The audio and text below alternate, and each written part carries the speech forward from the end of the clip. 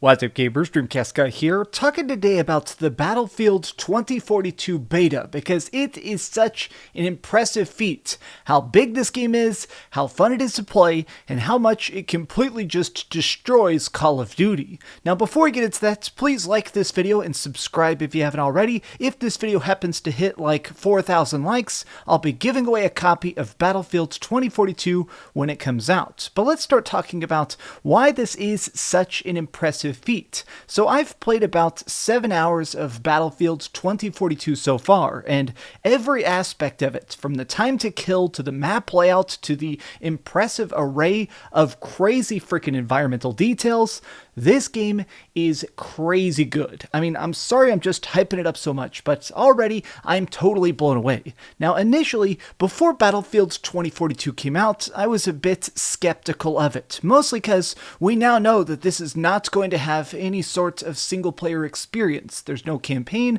there's nothing like that. This is just about the multiplayer and big team chaos. But in that way, they've managed to focus themselves on definitely what is this team's biggest strengths. It feels like there's a lot of additional pressure this year to try and just make sure that Battlefield 2042 is good, and a lot of people are kind of just curious about it since Call of Duty Vanguard looks like absolute garbage. In fact, recently they even had a Call of Duty open beta, and pretty much everybody agrees that it's just poopy. So people were kind of hoping that Battlefield would be the FPS of the year. It'd be the thing to keep us, sitting down, doing daily quests, and getting that next crazy headshot. So let's talk about why this beta is so impressive. Let's begin with what is definitely the part of this that I just loved more than anything else, which is the gunplay. So when you go into this, there's almost this loose loadout system. It's like a mildly based class system where you can have somebody like a sniper that has special abilities like deploying drones to give him more situational awareness, or you could be an engineer that can fix up robots and stuff. But these classes, they're kind of just an ability to have these special abilities with you, but for the most part, anybody can use any gun. So if you want to play as a medic with a missile launcher, that is totally possible. And what makes this so great is that this is clearly one of those games that initially seems kind of shallow. Like when you first start playing it, it seems so simplistic, but as you start to level up and unlock more guns, you really begin to see the incredible amount of depth in every single weapon, from the SMGs to the pistols to a lot of times just how much you can snipe people with the different rifles in this game. And part of it comes down to this incredibly awesome new weapon swap system. Holy heck, this is the most genius aspect of the entire game. So whenever you want, you can hold down a button and instantly swap between any parts that you could want. This enables you to just instantaneously swap out foregrips, different barrels. You can have it be silenced, or something just like different styles of scope. Because let's face it, every gun, these attachments make them serve different purposes. If somebody's trying to flank you, it's nice to be able to just rip the scope off your gun and blast them as easily as possible. Or if somebody's just getting away in a helicopter, it's cool to throw on a sniper scope and start shooting those long-range rounds. This is such a meta-changing experience. This is something that's, I don't want to just throw this out there, but I feel like everybody needs to rip this off. It is so cool to, instead of having it where you're constantly trying to go back to your loadouts or go into menus to switch stuff out, it's nice that you can just pop in and pop out and have a basically totally different weapon in functionality. Now here is part of why that works so well, is that the aiming is incredibly precise if you do it right. This is a game that takes some practice. Battlefield has always had a bit of a learning curve to it. This is a game that's almost sort of prides itself on like historic realism, but turned up to 1,000,000 degrees. Essentially everything in this game is based on some real world technology and weapons, but used in the most dramatic and impossible ways that you could imagine. Stuff like jumping out of a helicopter or parachuting off a skyscraper and just shooting 5 targets before you hit the ground.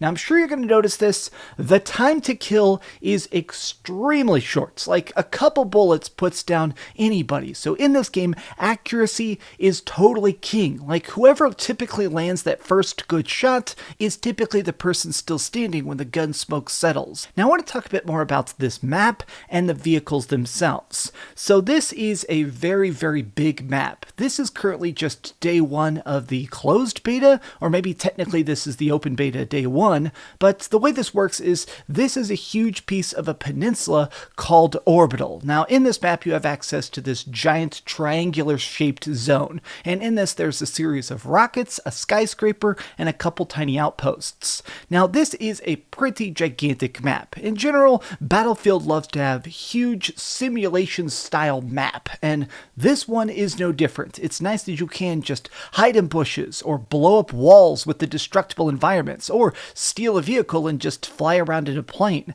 But here's what's great about it.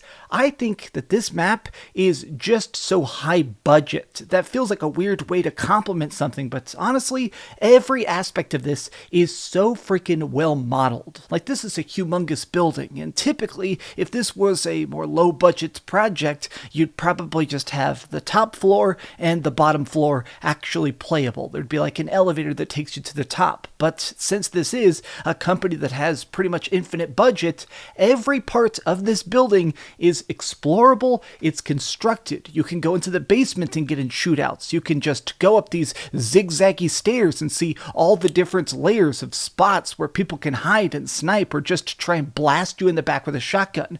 And what's great about this is that it makes it so there is just so many painful corners at times. If you want to clear this building out, it can be a dream or a nightmare depending on who's currently holding it. And to me, that's epic. I love the fact that sometimes I go into one of these hallways and I'm trying to just panic and switch out my gun parts. That way I can try and just adapt to the next crazy time I'm probably going to get flanked.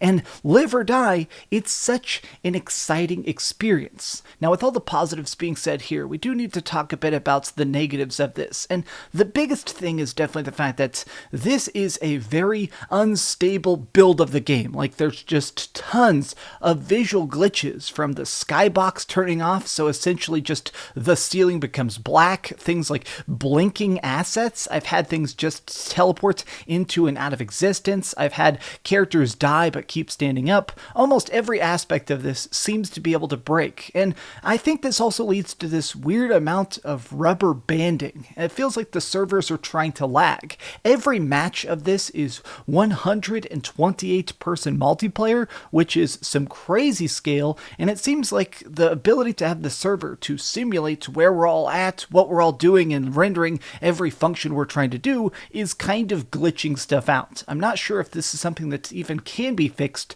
but I hope that as this game approaches launch, this needs some serious work to make sure it runs a lot smoother. Like, I'm playing this on PS5, and sometimes the frame rate would actually get sticky. I'd have some of these like heavy frame rate drops. To me, it's kind of nuts that this game does not look and run and play better than it does, but hopefully that's something that can be repaired. Now, something else I do want to just talk about is that in previous videos, I have mentioned that I was nervous about this game not having a dedicated story, because a lot of times when it comes to FPSs, to me, the point of the campaign is to establish the universe. It's supposed to make me care about why these maps exist, why these battles are unfolding, and this game, what it's doing instead is they're just doing a lot of environmental storytelling. The developers have said that the rough outline of the story is that this is a world that's been ravaged by global warming, so everybody's just getting together and battling it out for the last remaining land masses.